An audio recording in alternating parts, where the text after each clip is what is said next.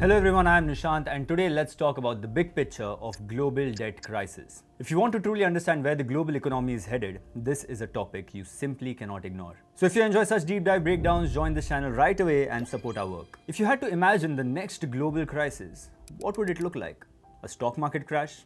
A banking collapse? A geopolitical war? But what if the real risk is something far less visible? Something that doesn't explode overnight but slowly keeps building in the background year after year, almost silently until it becomes impossible to ignore. Today, the world is sitting on an unprecedented pile of debt. Government debt, corporate debt, and household debt combined.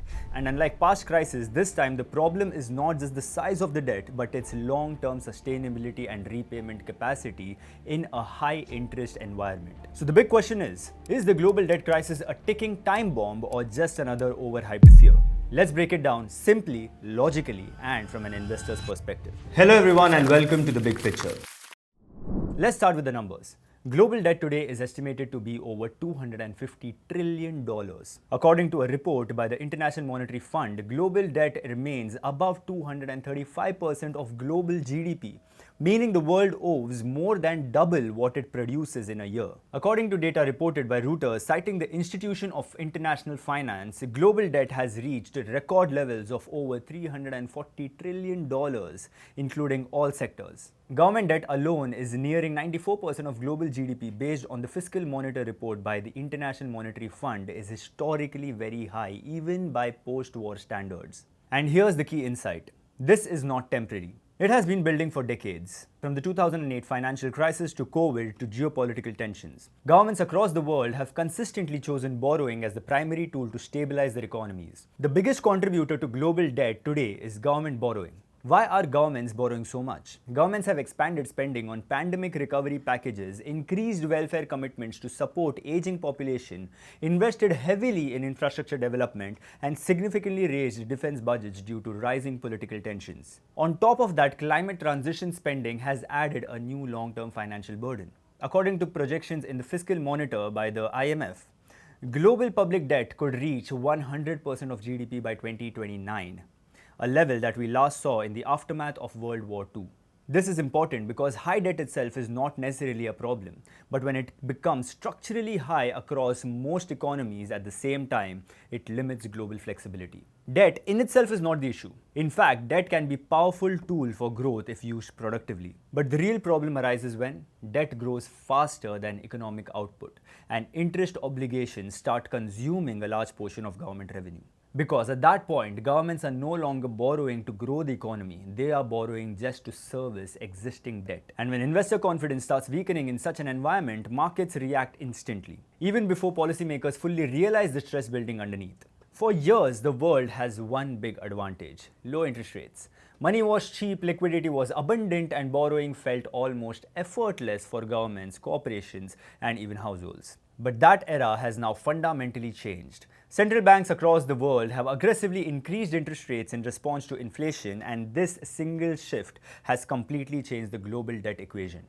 Based on policy data from the Federal Reserve, benchmark rates in the US have moved from near 0% during 2020 to over 5% in 2023 and 2024. First, existing debt that was previously cheap suddenly becomes expensive when refinanced. Loans that were taken at near zero rates are now being rolled over at significantly higher costs, creating pressure on government budgets. Second, interest payments start consuming a large share of national income, which means governments have less flexibility to invest in growth-oriented areas like infrastructure, education, and innovation. Third, fiscal stress increases because governments are forced into a difficult trade-off: either cut spending or borrow even more at higher rates, both of which carry long-term consequences. According to IMF analysis, rising interest costs are a major reason why debt risks are increasing globally. Think of it like a home loan. If you take a loan when interest rates were 5%, your EMI feels manageable.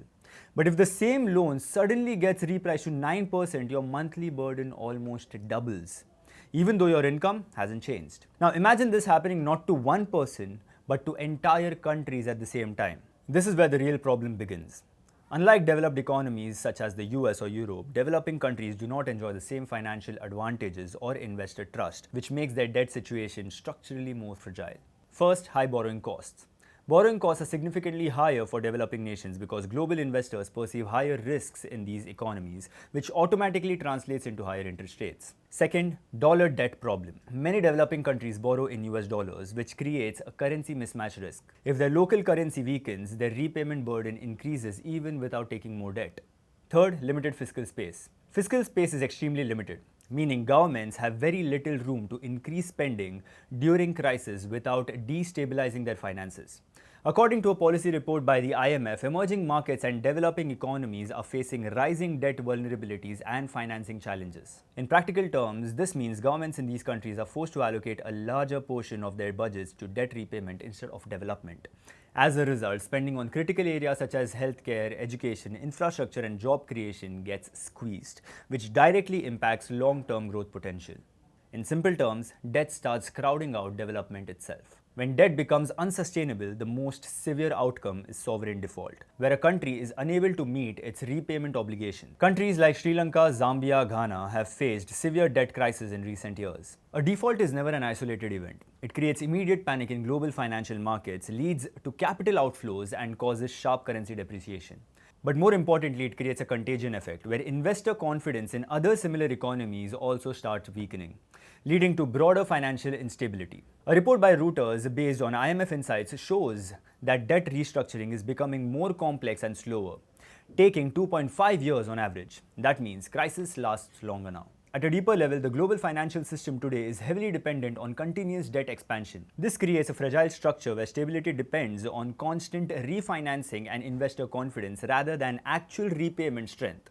If that confidence weakens, several risks emerge simultaneously. Debt spirals, bond market stress, fiscal tightening, and banking systems exposure to sovereign debt. The real issue is not just the amount of debt, but the shrinking fiscal flexibility available to governments when the next global crisis arrives. Some experts even warn of a potential bond market crisis if debt keeps rising unchecked. The real question is that, is this really a time bomb? The honest answer is that it depends on where you look. Countries like the United States and Japan carry extremely high debt levels, yet they remain stable due to strong institutional systems, deep financial markets, and reserve currency advantages. However, many developing and weaker economies do not have these buffers, making them far more vulnerable to external shocks. So the reality is not binary, it is a spectrum of risk. Scenario 1. Controlled outcome. Gradual fiscal discipline, economic growth improves, debt stabilizes. Scenario 2. Crisis outcome. Growth slows, interest costs rises, confidence breaks. That's when the time bomb explodes. Now comes the most important part for investors. Where does India stand in all this? India's position? Relatively better compared to many developing nations. Debt levels are moderate. Based on data from the International Monetary Fund and World Bank, India's debt to GDP ratio is in the 80 to 85% range. Strong domestic demand, stable financial system. India is not risk-free, but relatively more stable than many peers. India is currently benefiting from global supply chain diversification trends, often referred to as the China Plus One strategy, which is attracting manufacturing and investment inflows. The combination of digital infrastructure, policy reforms, and financial inclusion is also strengthening India's long-term growth foundation. From an investor's perspective, this means that in a world of rising global uncertainty, capital often tends to flow towards relatively stable and high-growth economies like India. The global debt situation is not just a risk story. It is also a redistribution of capital and opportunity across economies. Weak fiscal systems and high debt economies face increasing pressure, while relatively stable and growth-oriented economies may attract more capital and investment over time. Debt is essentially nothing but borrowing from future growth. And the real question the world is now facing is simple but powerful. Will future economic growth be strong enough to justify the debt we are accumulating today? So is the global debt crisis a ticking time bomb? The answer is nuanced. Yes, debt levels are historically high. Yes, interest rates are rising. Yes, risks are real. But at the same time, a full-blown global crisis is not inevitable. It will depend on future growth, policy discipline, and investor confidence. So final thoughts is that debt doesn't cause a crisis. Loss of confidence does. For investors, focus on stable economies, strong domestic demand, policy credibility. Be cautious of high indebted countries, currency risk, weak fiscal systems. See you in the next video. Investment in securities market are subject to market risks. Read all the related documents carefully before investing.